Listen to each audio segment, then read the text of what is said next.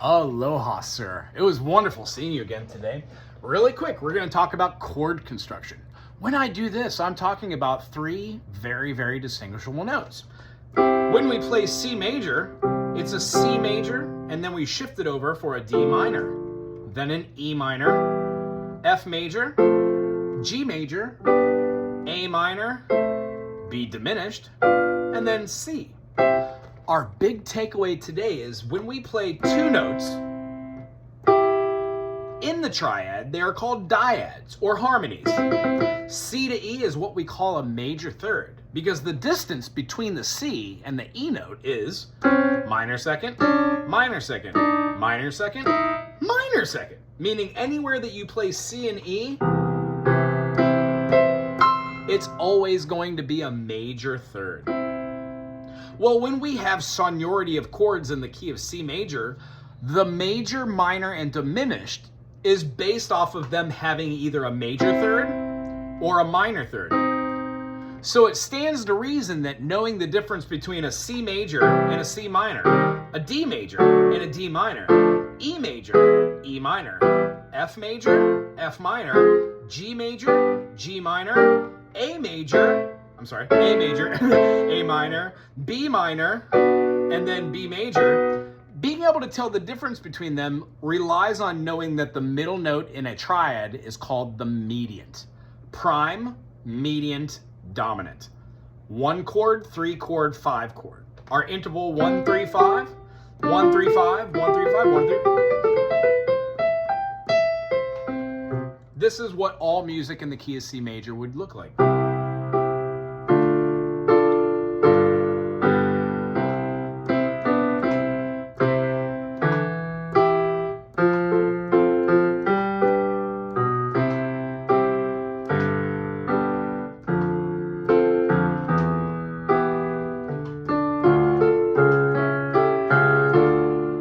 As soon as you go outside of the key, using notes that are not in C major, in this case I use a C sharp, an E, and a G, that is a C sharp diminished. And the reason why I know that is because C sharp major has C sharp, E sharp, and G sharp.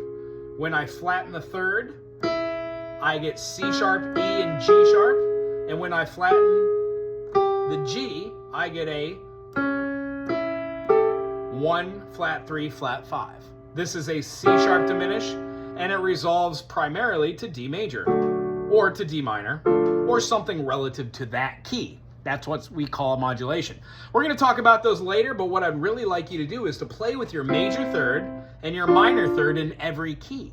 So if you were playing in the key of G major, you'd have a G major, A minor, B minor, C major, D major, E minor, F sharp diminish, and then right back to our G. Wonderful. Remember the first two dyads, G to B, A to C, B to D, C to E. E to F does not work in the key of G major, and I hope you see this by now. The reason being is because of the 1 sharp in its key signature. So being able to play a G major scale and using that changes it from a C major scale. There is no F natural in a G major scale. Hence, when you go to D major, there is no F and there is no C.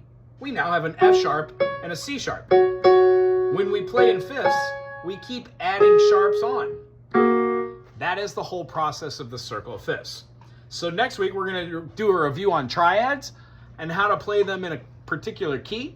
And the last thing I wanted to show you, besides just the major third and the minor third, is when we move over and shift to the next key, sometimes keys have inversions. That's what we will talk about next week. But for this week, I wanted to give you a little precursor to that. Play your C down here with your left hand using your pinky, and then play your major third, minor third, and then perfect fourth. C and E, E and G, G and C. play them up all of your octaves.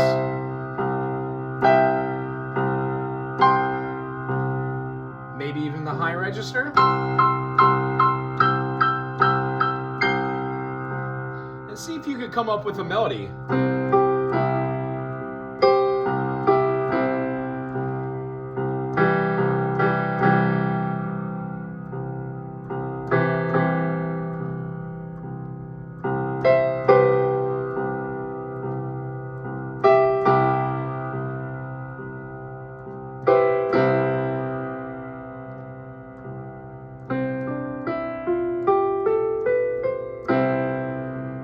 Very simple.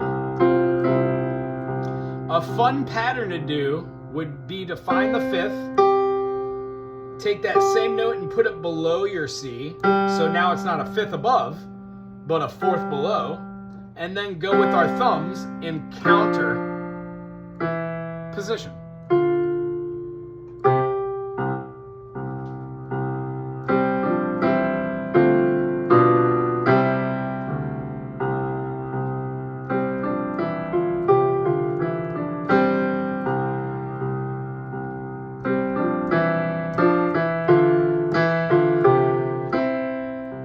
Fun with these major thirds, minor third, and perfect 4th. And we'll do a review next week. Aloha!